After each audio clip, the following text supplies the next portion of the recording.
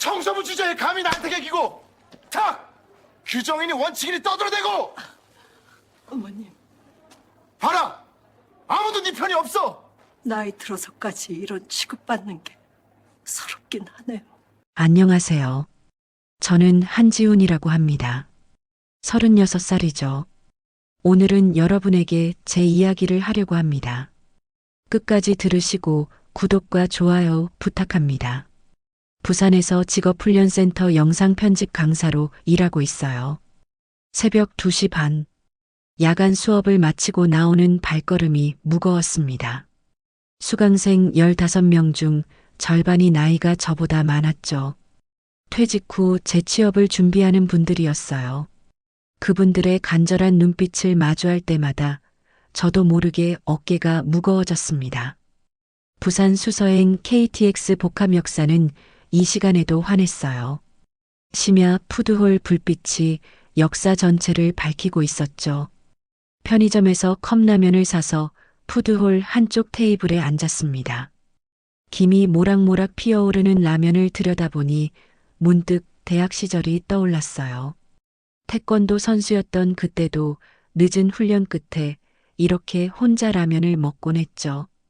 그런데 푸드홀 저편에서 규칙적인 물소리가 들려왔습니다. 청소 카트를 밀며 천천히 다가오는 할머니 한 분이 보였어요. 회색 유니폼에 강분이라는 이름표가 달려 있었죠. 60 후반쯤 되어 보이는 그분은 바닥을 닦으면서도 뭔가 꼼꼼히 살피고 있었습니다. 여기도 안전선 안 보이네. 혼잣말처럼 중얼거리시더니 노란색 미끄럼 주에 표지판을 세웠어요. 물걸레질을 하실 때마다 안전선을 따라 정확히 움직이셨죠. 마치 수술실 간호사가 소독구역을 지키듯이 말이에요. 제가 앉은 테이블 근처까지 오셨을 때였습니다. 분이 할머니가 잠시 멈춰서서 저를 보셨어요. 학생, 이 시간에 공부하고 오는 거예요? 아, 네. 강의하고 오는 길이에요. 그래요? 선생님이었구나. 고생이 많네요. 할머니는 다시 물걸레를 움직이기 시작했습니다. 그러다 문득 이런 말씀을 하셨죠. 이 시간에 닦아놔야 아침에 사람들이 안 다쳐요. 출근 시간 되면 여기가 전쟁터거든요. 저는 그 말에 고개를 들었습니다. 새벽 푸드홀은 텅 비어 있었지만 몇 시간 후면 출근하는 직장인들로 가득 찰 거였죠. 분이 할머니는 계속 말을 이어갔어요. 젊은 사람들은 늘 뛰어다니잖아요. 바닥이 미끄러우면 큰일 나죠. 그래서 이 안전선이 중요해요. 이게 있어야 다치지 않거든요. 물걸레가 지나간 자리가 형광등 빛을 반사하며 반짝였습니다. 할머니의 손놀림은 느리지만 정확했어요. 구석구석 놓치는 곳이 없었죠. 할머니, 오래 하셨나 봐요? 그럼요. 여기 생긴 지 3년인데 그때부터 했으니까. 그 전에는 병원에서 간호조무사로 일했어요. 거기서도 청결이 제일 중요했죠. 아, 그래서였구나. 그 꼼꼼함이 어디서 나온 건지 알 것 같았습니다. 분이 할머니에게 청소는 단순한 일이 아니었어요. 누군가의 안전을 지키는 일이었죠. 근데 요즘은 좀 힘들어요. 할머니가 한숨을 쉬셨습니다. 저쪽 푸드홀 가게들이 자꾸 물건을 통로에 내놓거든요. 진열대를 늘린다고. 안전선을 침범하면 안 되는데. 시선을 따라가 보니 정말 몇몇 가게들이 상품 진열대를 통로 쪽으로 확장해 놓은 게 보였어요. 노란 안전선이 진열대에 가려 보이지 않는 곳도 있었죠. 신고는 하셨어요? 했죠. 근데 운영사 대표가 묵살해요. 오상욱 대표라고. 장사가 우선이래요. 안전? 그런 건 사고 나면 생각하면 된다나요. 분이 할머니의 목소리에 씁쓸함이 묻어났습니다. 하지만 포기하지 않은 듯 했어요. 그래도 제가 할 수 있는 건 해야죠. 이게 제 일이니까요. 저는 컵라면을 먹으며 할머니의 뒷모습을 바라봤습니다. 새벽 2시 아무도 보지 않는 시간에 묵묵히 안전선을 지키는 사람. 그 작은 고집이 누군가의 하루를 지켜주고 있었죠. 문득 제 일이 떠올랐어요. 영상 편집을 가르치는 일. 수강생들에게는 그저 재취업을 위한 기술일 뿐일까요? 아니면 그들의 새로운 시작을 돕는 의미 있는 일일까요? 선생님도 원칙이 있으시죠? 갑자기 할머니가 물으셨습니다. 네, 가르치는 일 말이에요. 어떻게 하면 잘 가르치는 건지 그런 원칙 같은 거요. 저는 잠시 생각했습니다. 그러고 보니 저도 나름의 원칙이 있었죠. 수업 시간마다 모든 것을 기록하고 실습 영상을 하나하나 백업하고 수강생 개개인의 진도를 체크하는 것. 남들은 과하다고 했지만 그게 제 방식이었어요. 네, 있어요. 작은 것도 놓치지 않으려고 해요. 그거면 됐네요. 작은 일에도 원칙이 있다면 그건 누군가를 위한 거예요. 분이 할머니는 미소를 지으며 청소 카트를 밀고 지나갔습니다. 푸드홀 바닥이 깨끗하게 빛났어요. 노란 안전선도 선명하게 드러났죠. 비록 몇 시간 후면 다시 더러워지고 어지럽혀질 테지만 지금 이 순간만큼은 완벽했습니다. 저는 컵라면을 다 먹고 일어났어요.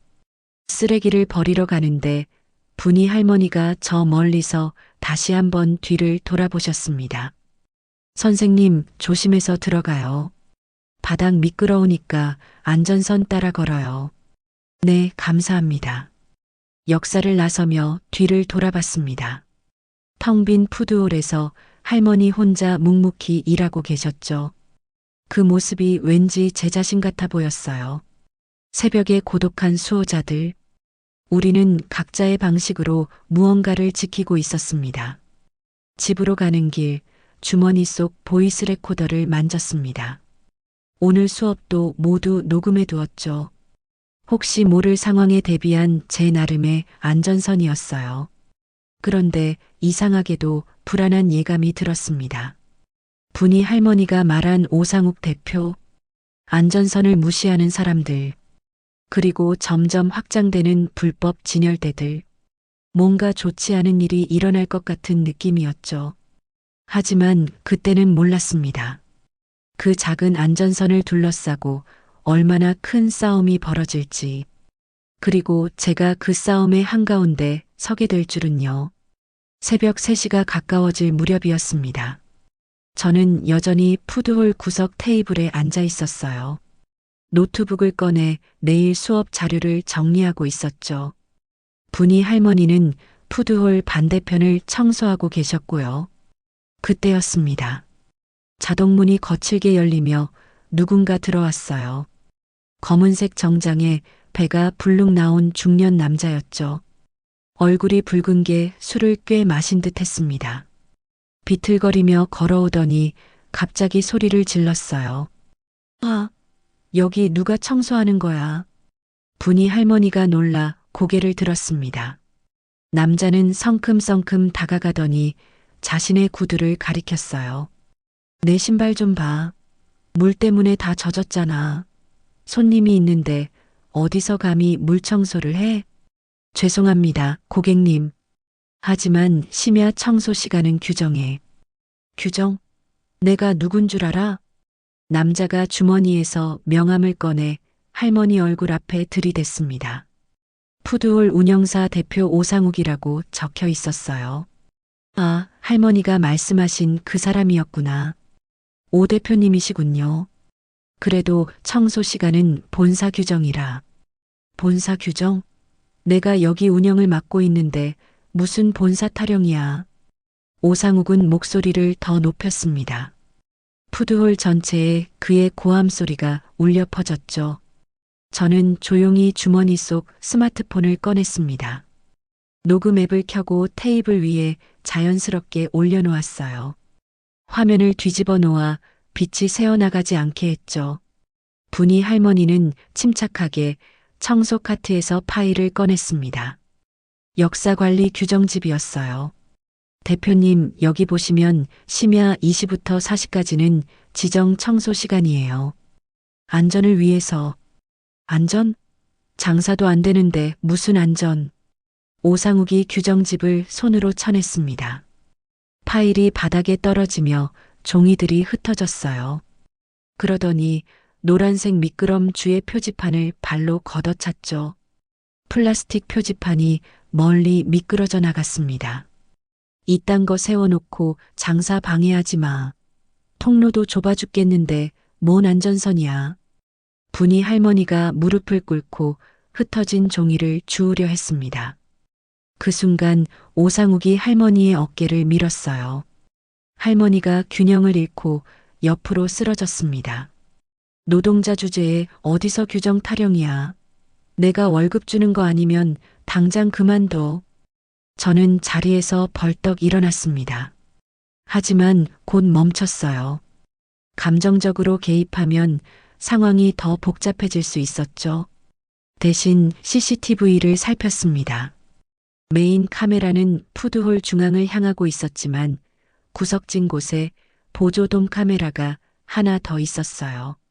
각도상 지금 상황을 충분히 담을 수 있을 것 같았습니다. 분이 할머니가 천천히 일어났어요. 무릎에 묻은 먼지를 털면서도 굴복하지 않았죠.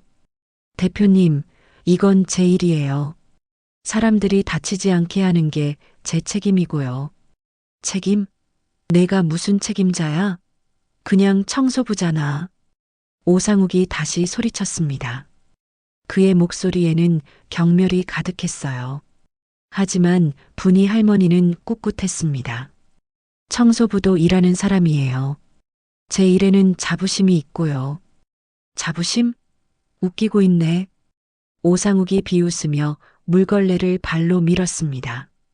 더러운 물이 바닥에 쏟아졌어요. 그가 으름장을 놓았죠. 내일부터 청소 시간 받고 오전 10시 이후에만 해. 손님 없을 때. 그럼 출근 시간에 사고가. 사고는 무슨 30년 장사하면서 한 번도 없었어. 그때 제 눈에 띈 게 있었습니다. 오상욱이 서 있는 바로 역 한가게의 진열대가 안전선을 완전히 넘어와 있었어요. 통로 폭이 규정의 절반도 안 되어 보였죠. 휠체어는커녕 유모차도 지나기 힘들 정도였습니다. 저는 조용히 스마트폰을 들어 사진을 찍었어요. 플래시를 끄고 무음 모드로 각도를 바꿔가며 여러 장을 찍었죠. 특히 안전선을 침범한 진열대와 통로 폭이 잘 드러나도록 신경 썼습니다. 대표님, 한 가지만 여쭤봐도 될까요? 제가 드디어 입을 열었습니다. 오상욱이 저를 노려봤어요. 뭐야, 당신은? 그냥 지나가던 시민입니다. 근데 저기 진열대가 통로를 막고 있는데 소방법상 문제 없나요? 당신이 뭔데 참견이야. 휠체어 이용자나 시각장애인이 지나가다 다치면 책임은 누가 지죠? 오상욱의 얼굴이 붉어졌습니다. 하지만 제가 침착한 어조를 유지하자 섣불리 소리치지 못했어요. 장사하는 사람 입장도 생각해야지. 매출이 죽는데 뭘 어떻게 해? 그래서 안전을 포기하신다는 건가요? 아씨, 당신 뭐 하는 사람이야? 영상 관련 일을 합니다. 그래서 CCTV 같은 것도 잘 알고요. 제가 천장에 돔 카메라를 가리켰습니다. 오상욱의 표정이 미묘하게 변했어요. 하지만 곧 다시 거만한 태도를 되찾았죠. CCTV? 그게 뭐 어쨌다고? 별것 아닙니다. 다만 사고가 나면 모든 게 기록에 남는다는 거죠. 침묵이 흘렀습니다. 오상욱은 저와 분이 할머니를 번갈아 보더니 씩씩거리며 돌아섰어요. 내일부터 청소 시간 받고, 안 그러면 다른 사람으로 교체할 거야. 그는 자동문을 거칠게 열고 나갔습니다. 푸드홀에 다시 정적이 찾아왔어요. 분이 할머니가 한숨을 쉬며 쏟아진 물을 닦기 시작했습니다. 할머니, 괜찮으세요? 네, 괜찮아요. 이런 일이야 한두 번이 아니니까요. 할머니의 목소리에 지친 기색이 역력했습니다. 저는 흩어진 서류를 모아 건넸어요. 신고하시는 게 어떨까요? 아까 상황도 CCTV에 다 찍혔을 거예요. 소용없어요. 오 대표가 이 건물주하고 친해요. 본사에서도 매출 잘 나오니까 봐주고요. 그러면서도 할머니는 다시 미끄럼 주의 표지판을 세웠습니다. 발에 찬 표지판은 한쪽이 깨져 있었지만 그래도 제자리에 놓았죠. 그래도 제가 할 일은 해야죠. 누군가는 이 안전선이 필요할 테니까요. 저는 스마트폰을 확인했습니다. 23분간의 녹음 파일이 저장되어 있었어요. 사진도 20장 넘게 찍혀 있었고요. 보이스 레코더 앱으로 파일을 백업하고 클라우드에도 올렸습니다. 혹시 모를 상황에 대비해서요. 할머니, 제 번호 드릴게요. 또 이런 일 있으면 연락하세요. 명함을 건넸습니다. 한지훈, 영상편집 강사라고 적힌 명함을 받은 할머니가 고맙다는 듯 고개를 끄덕였어요. 젊은 분이 도와주려 해서 고마워요. 하지만 이건 제가 감당해야 할 일이에요. 그래도 증거는 확보해 두는 게 좋아요. 언제 필요할지 모르니까요. 집으로 돌아가는 길, 불안한 마음이 가시지 않았습니다. 오상욱의 태도, 불법으로 확장된 진열대, 그리고 무시당하는 안전 규정들. 이건 단순한 갈등이 아니었어요. 시스템 자체의 문제였죠. 무엇보다 분이 할머니가 걱정됐습니다. 혼자서 그 압박을 견뎌내고 계셨으니까요. 그날 밤 저는 잠을 이루지 못했어요. 천장을 보며 생각했죠. 이게 끝이 아닐 거라고. 뭔가 더 큰 일이 일어날 거라고. 그리고 그 예감은 틀리지 않았습니다. 다음 날 오후였습니다. 제가 수업을 마치고 사무실을 정리하던 중에 분이 할머니에게서 전화가 왔어요. 목소리가 많이 지쳐 있었죠. 선생님, 저 분이인데요. 어제는 도와주셔서 감사했어요. 아니에요, 할머니. 무슨 일 있으세요? 그게 오늘 역사관리실에 갔더니 이상한 소리를 하더라고요. 제가 역사로 찾아갔을 때는 오후 4시쯤이었습니다. 지하 1층 관리실 앞에서 분이 할머니를 만났어요. 할머니는 초조한 표정으로 서류를 들고 계셨죠. 아직 안에 계세요. 저랑 같이 들어가 주실 수 있을까요? 관리실 문을 열고 들어가니 중년 남자 2명이 책상에 앉아 있었습니다. 명패를 보니 한 명은 시설관리 팀장 박진수, 다른 한 명은 안전관리 담당 이준호였어요. 강 여사님. 또 오셨네요. 아까 말씀드렸잖아요. 박 팀장이 귀찮다는 듯 말했습니다. 팀장님, 하지만 이건 안전 문제예요. 푸드홀 진열대가 안전선을. 아이고, 그 얘기 그만하세요. 오 대표님이 큰 임차인이에요. 우리도 조심해야 한다고요. 이준호가 거들었습니다. 월 임대료만 3억이 넘어요. 그런 분이랑 왜 트러블을 만들어요? 그래도 규정은 지켜야죠. 분이 할머니가 항의했지만 두 사람은 시큰둥했어요. 제가 나섰습니다. 저 실례지만 어제 새벽에 있었던 일 아시나요? 오상욱 대표가 할머니를 밀치고. 그 얘기도 들었어요. 하지만 CCTV 확인해 보니 별거 아니던데요. 박 팀장이 모니터를 돌려 보여줬습니다. 화면에는 어제 상황이 나왔지만 정작 중요한 부분은 각도에 가려 잘 보이지 않았어요. 메인 카메라의 한계였죠. 보조 카메라는 확인하셨나요? 구석에 있는 돔 카메라요. 그건 고장났다고 들었는데요. 거짓말이었습니다. 어제 분명히 작동하고 있었거든요. 하지만 증거가 없었죠. 그때 관리실 문이 벌컥 열렸습니다. 오상욱이 들어왔어요. 어제보다 더 거만한 표정이었죠. 다들 모여있네? 잘됐다. 그는 분이 할머니를 보며 비웃었습니다. 아줌마, 어제 얘기 생각해봤어? 청소 시간 바꾸기로 했지? 대표님, 그건 규정상. 또 규정? 내가 분명히 했잖아. 오전 10시 이후에만 청소하라고. 오상욱이 박 팀장을 쳐다봤습니다. 팀장, 이 아줌마 말 안 들으면 용역 계약 끊을 거야. 다른 업체로 바꿔. 박 팀장이 난처한 표정을 지었어요. 하지만 곧 고개를 끄덕였죠. 강 여사님, 일단 오 대표님 말씀대로 해보시죠. 시범적으로라도. 팀장님, 그럼 출근 시간에 사고 나면 어떻게 하시려고요? 분이 할머니의 목소리가 떨렸습니다. 하지만 아무도 들어주지 않았어요. 제가 가방에서 서류를 꺼냈습니다. 어제 밤새 찾아본 자료들이었죠. 잠시만요. 여기 산업안전보건법 제38조 보시면 사업주는 근로자의 안전을 위해 통로를 확보해야 한다고 되어 있어요. 최소 통로 폭은 1.2m고요. 모두가 저를 쳐다봤습니다. 계속 말을 이었어요. 그리고 장애인 차별금지법상 휠체어 통행로는 반드시 확보해야 합니다. 위반 시 과태료가. 당신 뭐야? 변호사야? 오상욱이 짜증스럽게 물었습니다. 아닙니다. 그냥 관련 규정을 찾아본 것뿐이에요. 규정, 규정, 규정. 다들 규정만 외치고 있네. 장사는 어떻게 하라고. 오상욱이 책상을 쳤습니다. 그리고 박 팀장에게 으름장을 놓았죠. 팀장, 내가 본사에 얘기할 수도 있어. 여기 관리가 엉망이라고. 박 팀장이 식은땀을 흘렸습니다. 그는 분이 할머니를 돌아봤어요. 강 여사님 죄송한데 일단 며칠만 쉬시죠. 근무표에서 빼드릴게요.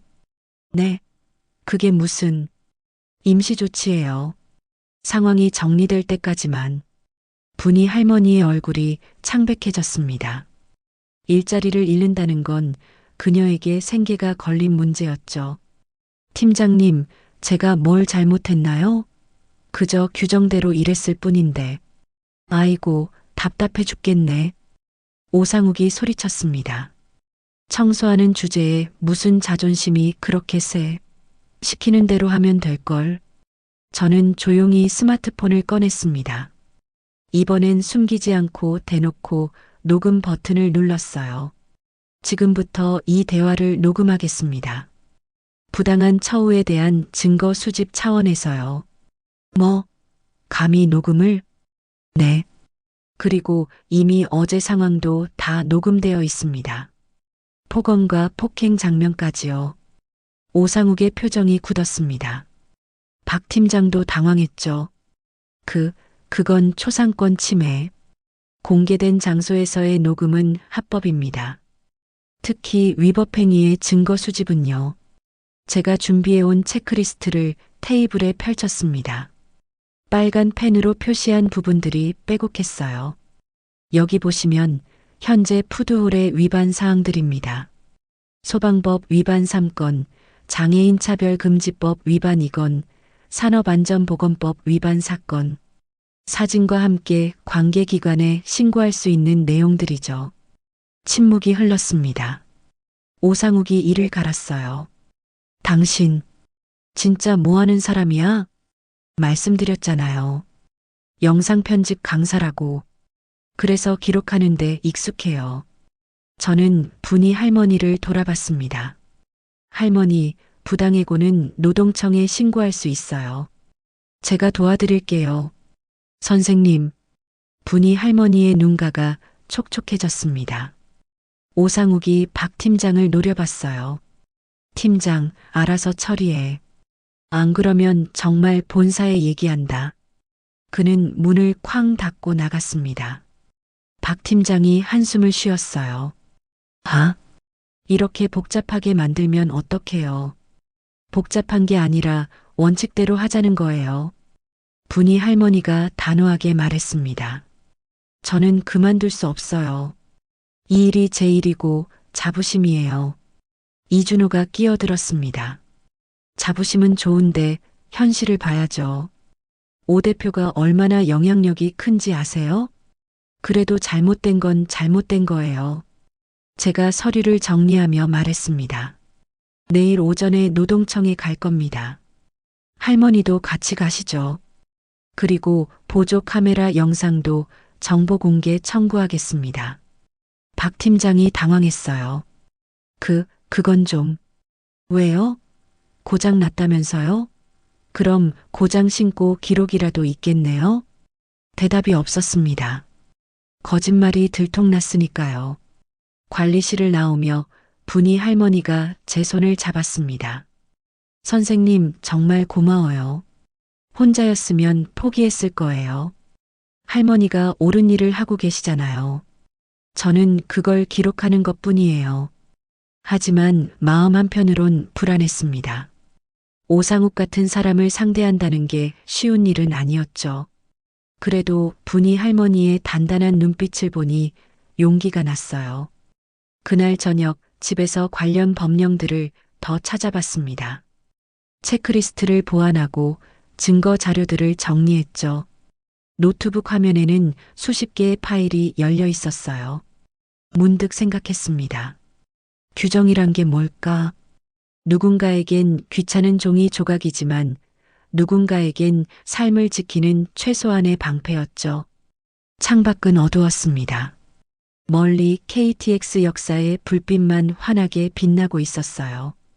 저기 어딘가에서 분이 할머니도 이 밤을 견디고 계시겠죠. 근무표에서 이름이 지워진 채로. 하지만 싸움은 이제 시작이었습니다. 사흘이 지난 새벽 2시였습니다. 저는 다시 푸드홀에 있었어요. 분이 할머니가 걱정되어 찾아온 것이죠. 근무표에서는 빠졌지만 할머니는 여전히 나와 계셨습니다. 무급으로라도 일을 하겠다고 하셨다더군요. 할머니, 왜 이러고 계세요? 돈도 안 주는데. 습관이 되어서 그래요. 그리고 누군가는 이 일을 해야 하잖아요.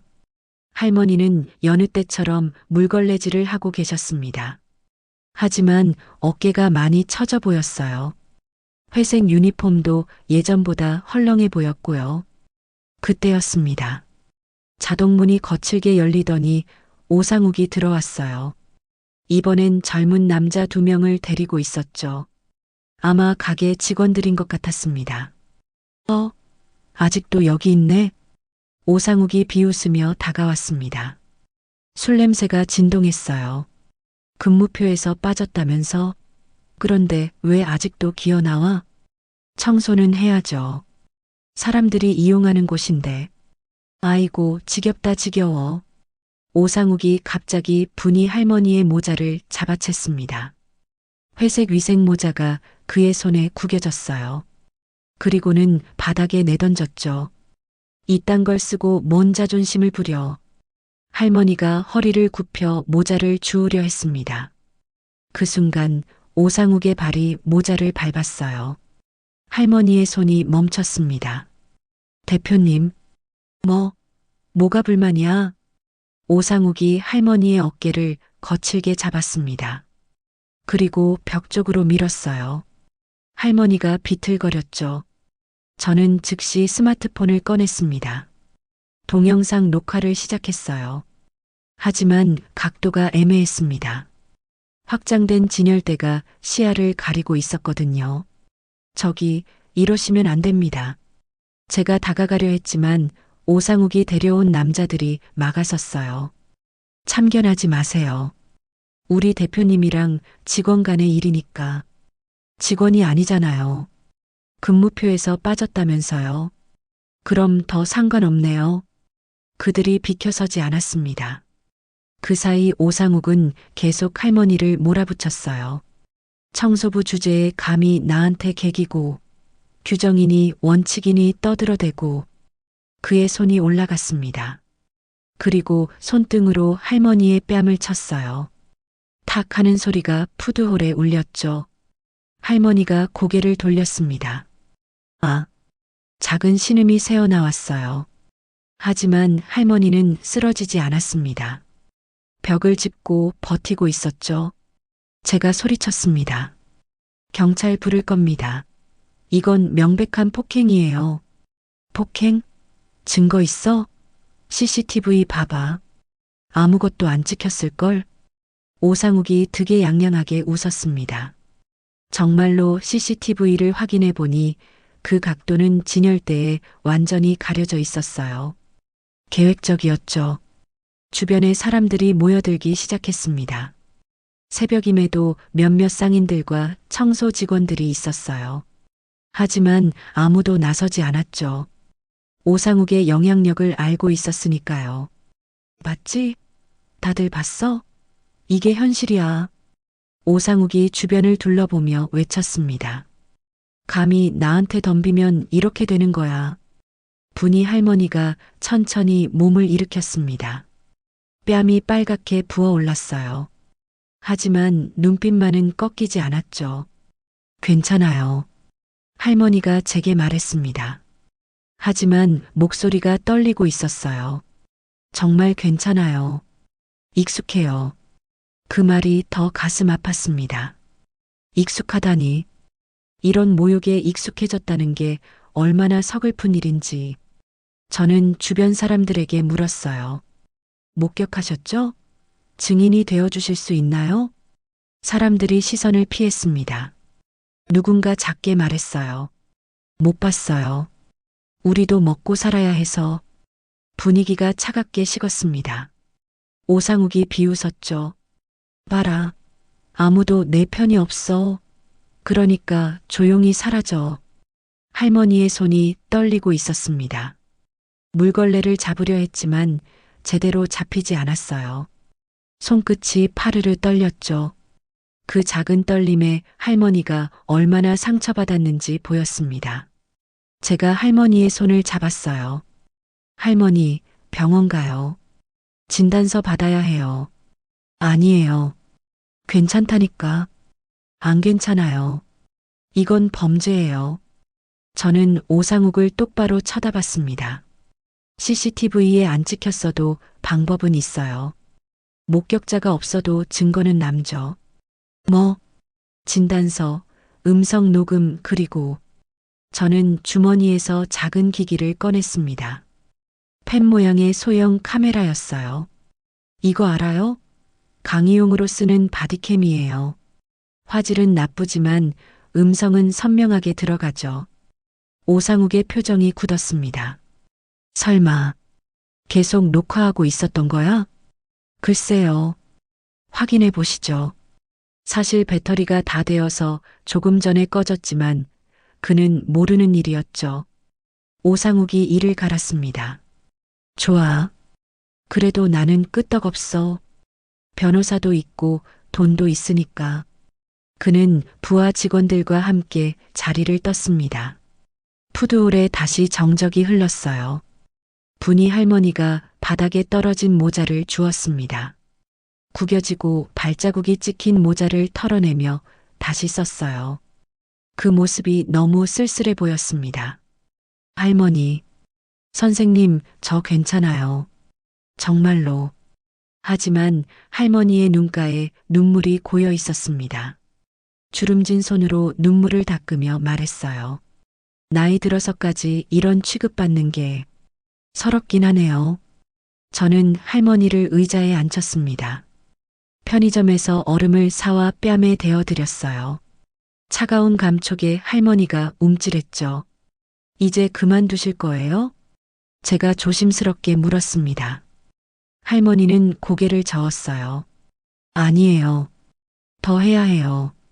왜요? 이렇게까지 당하면서.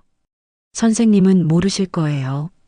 제 나이에 일할 수 있다는 게 얼마나 소중한지. 그리고 할머니가 푸드홀을 둘러봤습니다. 누군가는 이곳을 깨끗하게 유지해야 하잖아요. 사람들이 안전하게 다닐 수 있도록. 그 순간 할머니의 눈빛이 변했습니다. 슬픔과 분노를 넘어선 무언가가 있었어요. 단단한 결의 같은 것이었죠.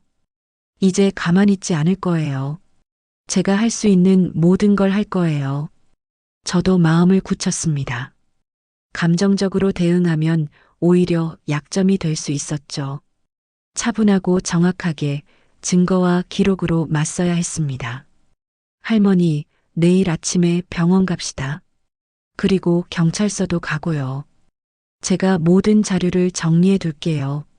선생님한테 너무 패를. 아니에요. 이건 할머니만의 싸움이 아니에요.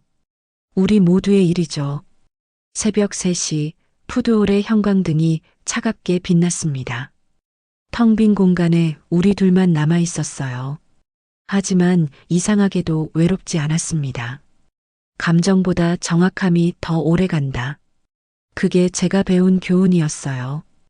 분노는 잠시지만 기록은 영원하니까요. 창밖으로 첫 번째 KTX가 들어오는 소리가 들렸습니다.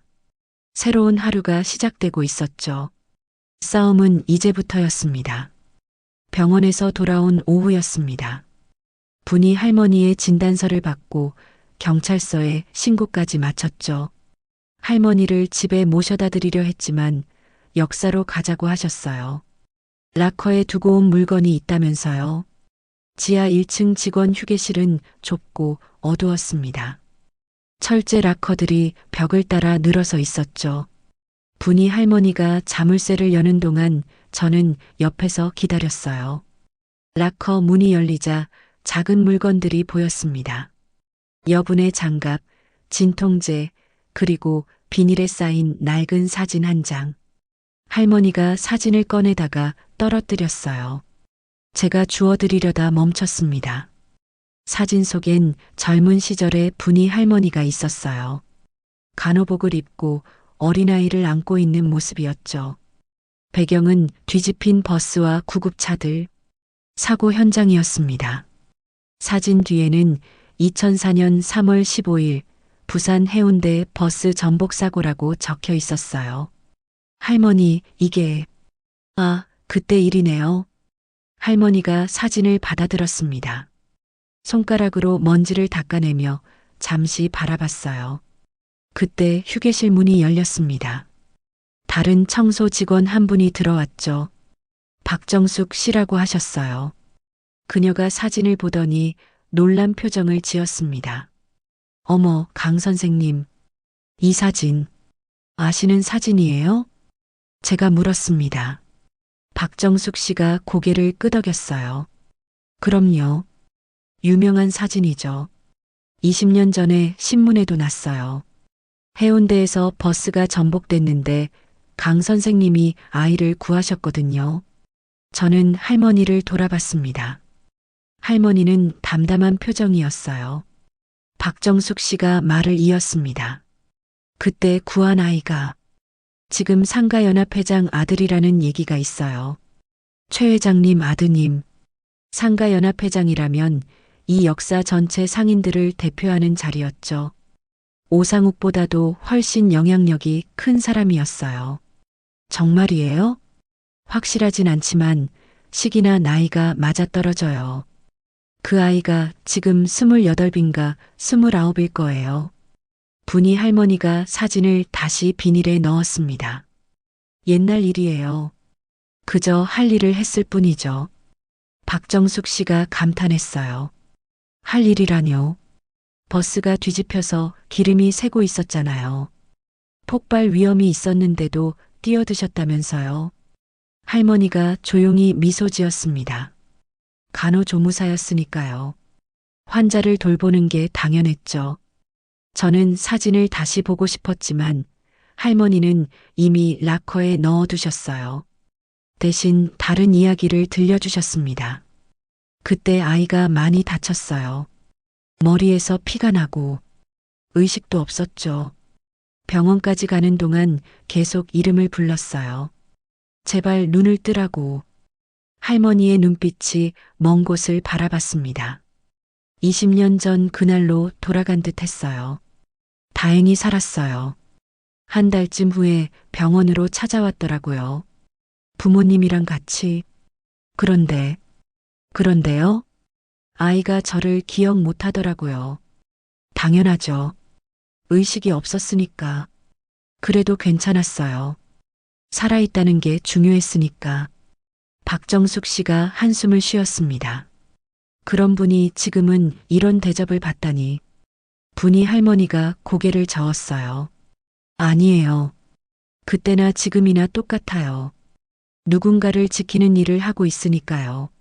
락커를 잠그고 나오는 할머니의 뒷모습이 꼿꼿했습니다. 붓기는 아직 남아 있었지만 그 걸음걸이엔 흔들림이 없었어요. 복도를 걷다가 할머니가 말씀하셨습니다. 선생님, 그 아이가 누군지는 중요하지 않아요. 회장 아들이든 아니든 그저 한 생명이었을 뿐이에요. 하지만 만약 정말 그 아이라면 그래도 달라질 건 없어요. 과거는 과거고 현재는 현재니까요. 역사 밖으로 나왔을 때 해가 지고 있었습니다. 노을빛이 할머니의 얼굴을 비췄어요. 주름진 얼굴에 깊은 연륜이 느껴졌죠. 할머니, 후회 안 하세요? 그때 그 일로 인정받을 수도 있었을 텐데. 후회요? 없어요. 인정받으려고 한 일이 아니었으니까요. 할머니가 저를 보며 말했습니다. 진심은 세월이 흘러도 사라지지 않아요. 언젠가는 알아주는 사람이 나타나죠. 지금 선생님처럼 저는 할 말을 잃었습니다. 20년 전에도 지금도 할머니는 똑같은 마음으로 일하고 계셨던 거예요. 누군가의 안전을 지키려는 그 마음으로 집으로 돌아가는 길에 생각했습니다. 그 어린아이가 정말 회장의 아들일까? 만약 그렇다면 이 상황을 바꿀 수 있을까? 하지만 할머니 말씀이 맞았어요. 중요한 건 과거가 아니라 현재였죠. 지금 여기서 우리가 무엇을 할 것인가? 그게 진짜 중요한 문제였습니다. 제보 메일을 보낸 지 사흘이 지났습니다. 저는 노트북 앞에 앉아 회신을 기다렸어요. 본사 준법감시팀, 산업안전공단, 상가연합회, 세 곳 모두에 같은 자료를 보냈죠. 불법 진열대 사진 23장, 음성 녹음 파일 5개, CCTV 영상 100업까지 파일명마다 날짜와 위치를 정확히 표기했습니다. 분이 할머니는 여전히 집에서 쉬고 계셨어요. 뺨의 붓기는 가라앉았지만 마음의 상처는 쉽게 아물지 않는 듯 했죠. 매일 전화로 안부를 물었습니다. 할머니는 괜찮다고 하셨지만 목소리에 힘이 없었어요. 선생님, 제보한 게 소용 있을까요? 있어야죠. 증거가 명확하니까요. 하지만 저도 확신은 없었습니다. 오상욱의 영향력이 어디까지인지 알 수 없었으니까요. 그런데 나흘째 되던 오후 드디어 답장이 왔습니다. 상가연합회에서였어요. 제목은 긴급 안전점검 회의 소집이었죠. 회의 날짜는 이틀 뒤였습니다. 저는 즉시 분이 할머니께 전화를 걸었어요. 할머니, 회의가 잡혔어요. 상가연합회에서 직접 나온대요. 정말요? 그럼 제가 가야 하나요? 당연하죠. 당사자시잖아요. 전화기 너머로 할머니의 한숨소리가 들렸습니다. 긴장하고 계셨던 거예요. 회의 당일 저는 준비를 철저히 했습니다. USB에 모든 자료를 담았고 프린트한 서류도 준비했어요. 체크리스트를 다시 한번 확인했죠. 소방법 위반 사항, 장애인 차별금지법 위반 내용, 산업안전보건법 저촉 부분, 빠짐없이 정리되어 있었습니다. 오후 2시 역사 3층 회의실에 도착했습니다. 분이 할머니가 이미 와 계셨어요. 회색 블라우스에 검은색 바지를 입으셨더군요. 평소 유니폼 대신 단정한 옷차림이었죠. 하지만 손은 여전히 떨리고 계셨습니다. 할머니, 괜찮으세요? 네. 그냥 좀 떨리네요. 회의실 안은 이미 사람들로 가득했습니다. 박진수 팀장, 이준호 담당자, 그리고 오상욱. 오상욱은 여유로운 표정으로 스마트폰을 보고 있었어요. 옆에는 정장을 입은 변호사로 보이는 남자도 앉아 있었죠. 오상욱이 우리를 보더니 비웃었습니다. 또 왔네. 끈질기긴. 저는 대꾸하지 않고 자리에 앉았어요. 분이 할머니도 제 옆에 앉으셨죠. 할머니의 손이 테이블을 꽉 쥐고 있었습니다. 정확히 2시 회의실 문이 열렸습니다. 본사 준법 감시팀에서 나온 듯한 직원 2명이 들어왔어요. 그들은 간단히 인사하고 맨 끝자리에 앉았죠. 노트북을 꺼내 무언가 기록하기 시작했습니다. 그리고 몇 분 후 문이 다시 열렸습니다. 한 여성이 들어왔어요. 일은 초반쯤 되어 보이는 분이었습니다. 흰머리를 단정하게 묶으셨고 베이지색 재킷을 입고 계셨죠.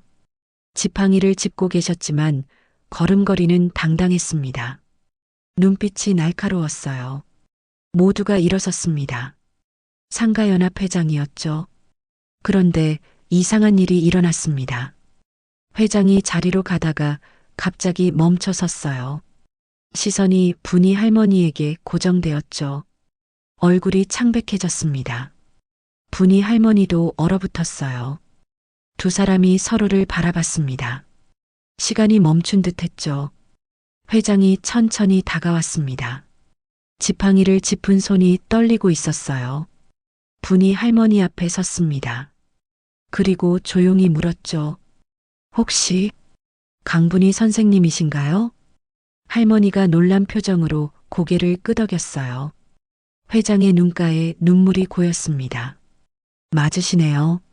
저 기억하세요? 회장님을 2004년 3월 15일 해운대 버스 전복 사고.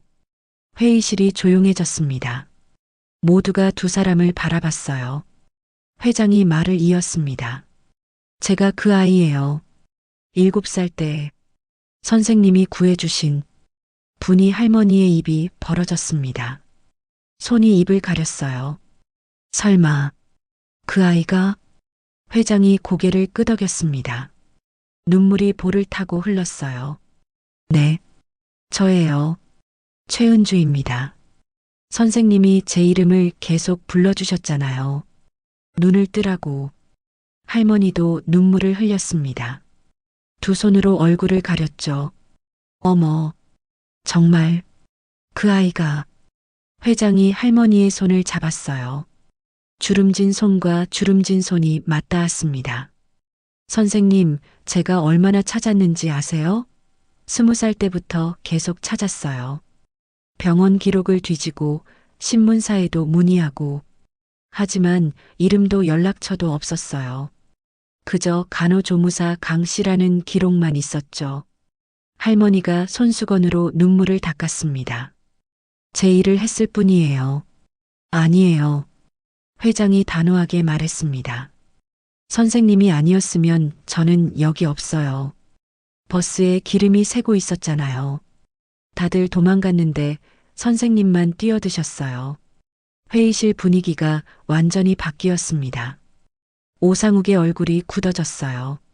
옆에 앉은 변호사도 당황한 표정이었죠. 회장이 자리에 앉았습니다. 분이 할머니 옆에요. 그리고 회의실을 둘러봤죠. 제보 내용 다 봤습니다. 불법 진열대, 안전선 침범, 폭언과 폭행까지. 목소리가 차가웠습니다. 누구 짓입니까? 오상욱이 자리에서 일어났어요. 억지로 웃음을 지으며 말했죠. 회장님, 이건 오해가. 오해요? 회장이 USB를 꺼냈습니다. 노트북에 연결했어요. 화면에 사진들이 뜨기 시작했죠. 안전선을 넘어선 진열대들, 좁아진 통로, 가려진 안전 표지판. 이게 오해인가요? 오상욱이 말문이 막혔습니다. 회장이 다음 파일을 열었어요. 음성 녹음이었죠. 오상욱의 목소리가 스피커를 통해 흘러나왔습니다. 청소부 주제에 감히 나한테 개기고. 장사하는 사람 입장도 생각해야지.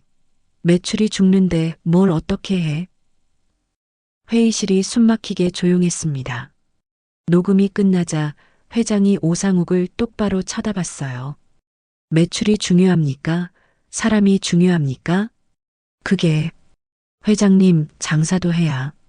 당신 계약서 조항 7에 뭐라고 되어 있죠? 안전수칙 준수 및 역사관리 규정 이행. 위반 시 즉시 계약 해지할 수 있다고 명시되어 있습니다. 오상욱의 얼굴이 창백해졌어요. 회장님, 한 번만. 한 번이 아니에요. 회장이 서류를 넘겼습니다. 지난 3년간 안전 위반 경고 11건. 전부 무시하셨더군요.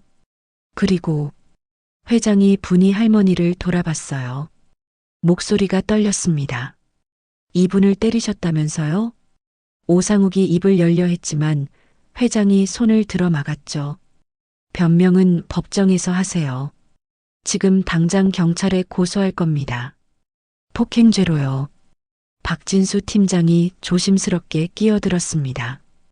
회장님, 그래도 오 대표가 이 건물에서 팀장, 회장의 목소리가 차갑게 식었어요. 당신도 같이 조사받을 건가요? CCTV 은폐, 허위 보고, 직권 남용. 증거는 충분합니다. 팀장이 입을 다물었습니다. 회장이 준법감시팀 직원들을 봤어요. 본사에 보고서 올려주세요. 오늘자로 오상욱 씨 임대계약 해지, 박진수 팀장 직위 정지 조치 요청합니다. 직원들이 고개를 끄덕이며 노트북에 기록했습니다. 회장이 다시 분이 할머니를 봤어요. 표정이 부드러워졌습니다. 선생님, 정말 오랜만이네요. 회장님, 아니, 은주 씨. 그냥 은주라고 불러주세요. 선생님이 그때 제 이름을 불러주셨던 것처럼요. 할머니가 또 눈물을 흘렸습니다. 회장도 눈가를 닦았어요. 선생님, 저를 살려주셨잖아요. 회장이 할머니의 손을 꼭 쥐었습니다. 이젠 제가 지켜드릴게요. 오상욱이 자리를 박차고 일어났습니다. 변호사와 함께 회의실을 나가려 했죠. 하지만 문 앞에서 멈췄어요. 회장의 목소리가 등 뒤에서 들렸습니다. 오 대표 명심하세요. 돈으로 살 수 없는 게 있습니다. 사람의 존엄성이요. 오상욱이 돌아봤어요. 얼굴이 일그러져 있었죠. 하지만 아무 말도 하지 못했습니다. 그저 문을 열고 나갔어요. 복도에 그의 발소리만 쿵쿵 울렸죠. 회의실에 다시 정적이 흘렀습니다. 하지만 아까와는 달랐어요. 무거운 침묵이 아니라 뭔가 풀린 듯한 안도감이었죠. 회장이 저를 봤습니다. 한지훈 선생님이시죠? 제보해 주셔서 감사합니다. 아닙니다. 당연한 일을 했을 뿐이에요. 당연한 일을 하는 게 얼마나 어려운지 압니다. 요즘 세상에선 특히요. 회장이 미소 지었어요. 그리고 분이 할머니를 다시 봤죠. 선생님, 복직시켜 드릴게요. 아니, 정규직으로 전환해 드리겠습니다. 그동안 용역직이셨죠? 할머니가 놀라 고개를 들었어요. 회장님, 그럴 필요 있어요. 선생님은 이곳을 지키는 사람이에요. 안전을 지키는 일, 그게 얼마나 중요한지 저는 압니다. 회장의 눈빛이 단단했습니다. 제가 살아있는 이유가 선생님 덕분이에요. 그 은혜를 이제라도 갚고 싶어요. 분이 할머니가 고개를 숙였습니다. 어깨가 떨렸어요. 울고 계셨죠? 저도 모르게 목이 메었습니다. 20년이라는 시간을 건너 다시 만난 두 사람. 한 사람은 생명을 구했고 한 사람은 그 은혜를 기억했습니다. 그리고 지금 위치가 바뀌어 서로를 지켜주고 있었어요. 회의가 끝나고 복도로 나왔을 때 저는 창밖을 봤습니다. 햇살이 밝았어요. 푸드홀 쪽을 보니 직원들이 진열대를 정리하고 있었죠. 노란 안전선이 다시 선명하게 드러나고 있었습니다. 분이 할머니가 제 옆에 섰어요. 선생님, 정말 고마워요. 아니에요, 할머니. 할머니가 옳았어요. 처음부터요. 할머니가 푸드홀을 바라봤습니다. 미소가 번졌어요. 이제 안심하고 일할 수 있겠네요. 하지만 저는 알고 있었습니다. 이게 끝이 아니라는 걸. 오상욱은 쉽게 물러서지 않을 거예요. 복도 저편에서 그가 전화하는 모습이 보였죠. 얼굴이 일그러져 있었습니다. 싸움은 아직 끝나지 않았어요. 하지만 이번엔 우리 편이 생겼습니다. 그리고 진실도 함께요. 회의가 끝난 다음 날 아침이었습니다. 저는 분이 할머니와 함께 역사관리실로 갔어요. 최은주 회장이 직접 나와 계셨죠. 책상 위에는 서류 뭉치가 놓여 있었습니다. 선생님, 어젯밤에 본사법무팀과 협의했어요. 회장이 서류를 넘기며 말했습니다. 오상욱 씨와의 임대 계약은 즉시 해지됐어요. 위약금도 청구할 예정이고요. 분이 할머니가 조용히 고개를 끄덕였어요. 회장이 다른 서류를 꺼냈죠. 그리고 한지훈 선생님께서 정리해 주신 자료들 전부 지방고용노동청 근로감독관에게 전달했습니다. 폭행건은 경찰 조사가 진행 중이고요. 저는 USB를 테이블에 놓았습니다. 여기 추가 자료도 있어요. 최근 3년간 안전규정 위반 내역을 시간순으로 정리했습니다. 회장이 USB를 받아들었어요. 눈빛이 진지했죠. 고맙습니다. 이런 기록이 있어야 처벌이 확실해요. 그날 오후 소식이 들려왔습니다. 오상욱이 경찰서에 출석했다더군요. 폭행 혐의와 업무방해 혐의였죠. 뉴스에도 짧게 나왔어요. 부산 KTX역 상가 대표 청소 노동자 폭행 혐의로 조사. 제목을 보는 순간 가슴이 뛰었습니다.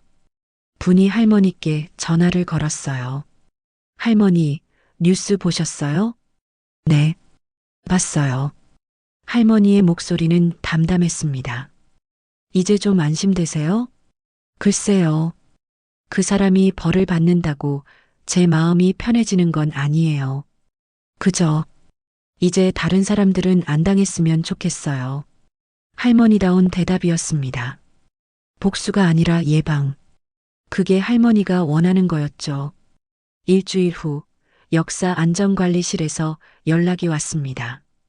분이 할머니를 만나러 오라는 거였어요. 저는 오후 수업을 마치고 바로 달려갔죠.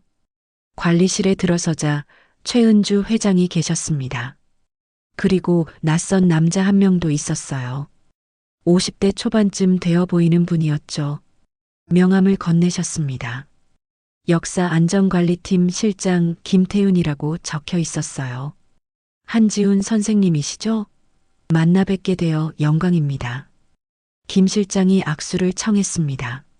악수를 나누며 할머니를 찾았어요. 할머니는 의자에 앉아 계셨죠. 표정이 묘했습니다. 놀라움과 당혹감이 섞인 얼굴이었어요. 회장이 미소 지었습니다. 선생님, 말씀드릴 게 있어요. 할머니가 긴장한 표정으로 고개를 들었어요. 강분희 선생님을 이제부터 역사안전팀 소속 시니어 트레이너로 임명합니다. 네. 할머니가 놀라 자리에서 일어났어요. 시니어 트레이너요? 김 실장이 설명했습니다. 네. 전국 KTX 역사에는 청소와 안전관리 직원이 약 1200명 있습니다. 하지만 안전교육이 체계적이지 못했어요. 특히 현장 경험이 풍부한 분의 노하우가 필요했죠. 회장이 거들었어요. 선생님만큼 적임자가 없어요. 30년 넘게 현장에서 일하셨잖아요. 병원 간호조무사 시절부터 지금까지. 분이 할머니가 손을 내저었습니다. 저는 그냥 청소하는 사람이에요. 가르칠 만한 게 있어요. 제가 끼어들었습니다. 할머니, 안전선의 중요성, 규정을 지키는 이유, 그리고 노동자의 존엄성. 이 모든 게 할머니가 가르쳐 주신 거예요. 할머니가 저를 보았어요. 눈가가 촉촉해졌죠. 김 실장이 서류를 펼쳤습니다. 정규직 전환과 함께 급여도 인상됩니다. 그리고 전국 역사를 순회하며 안전교육을 진행하시게 될 거예요. 전국을요? 네. 부산, 대구, 대전, 서울. 한 달에 2~3곳씩 방문하시면 됩니다. 물론 교통비와 체재비는 전부 지원되고요. 회장이 할머니의 손을 잡았어요. 선생님, 이건 시혜가 아니에요. 선생님이 가진 가치를 제대로 인정하는 거예요. 할머니가 고개를 숙였습니다. 어깨가 떨렸어요. 울고 계셨죠? 감사합니다. 정말. 김 실장이 저를 봤습니다. 한지훈 선생님께도 부탁드릴 게 있어요. 저요? 네. 영상 편집 강사시라고 들었어요. 그런데 이번 일을 보니 기록과 증거 수집에 대한 전문성이 뛰어나시더군요. 김 실장이 제안서를 건넸습니다. 안전 커뮤니케이션 강의라는 프로그램을 만들려고 해요.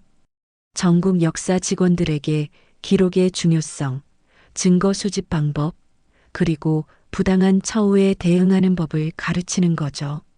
저는 제안서를 펼쳤어요. 강의 목표, 커리큘럼, 예산안까지 상세하게 적혀 있었죠. 강분희 선생님이 안전 실무를 가르치시고 한지훈 선생님이 기록과 소통 방법을 가르치시면 됩니다. 같이 순회하시는 거죠. 저는 분희 할머니를 봤어요. 할머니도 저를 보고 계셨죠. 우리는 동시에 미소 지었습니다. 좋습니다. 하겠습니다. 저도요. 회장이 박수를 쳤어요. 김 실장도 따라 박수를 쳤죠. 감사합니다. 첫 강의는 다음 주 월요일 대전 역사에서 시작합니다. 그날 저녁 저는 분희 할머니와 함께 역사 푸드홀에 앉아 있었습니다. 이번엔 청소 도구가 아니라 커피잔을 들고요. 할머니는 여전히 실감이 안 나는 표정이었어요. 선생님, 제가 정말 잘할 수 있을까요?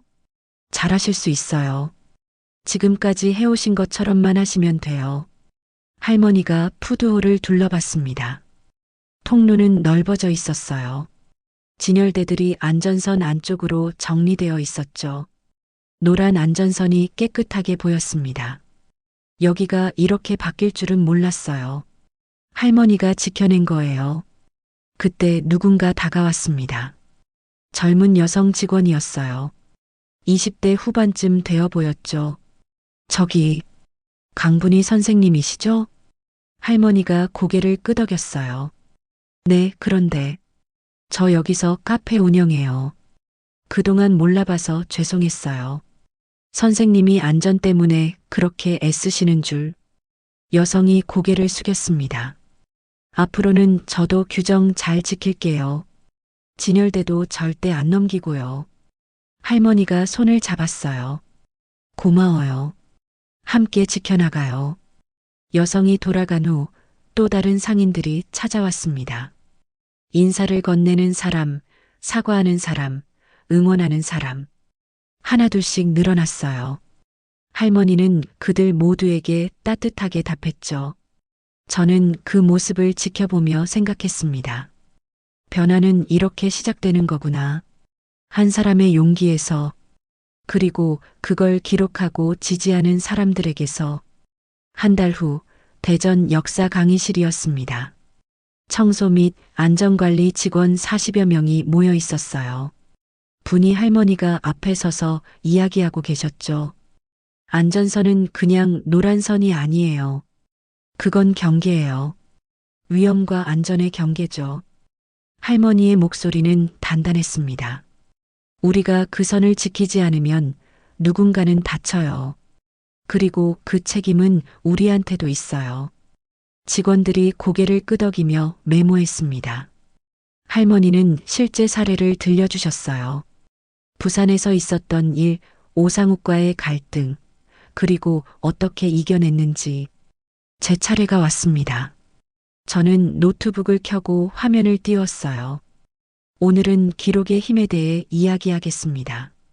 스크린에 사진과 녹음 파일이 나타났어요. 물론 민감한 부분은 모자이크 처리했죠. 부당한 일을 당했을 때 감정적으로 대응하면 오히려 불리해집니다. 하지만 기록은 거짓말을 하지 않아요. 저는 구체적인 방법을 설명했습니다.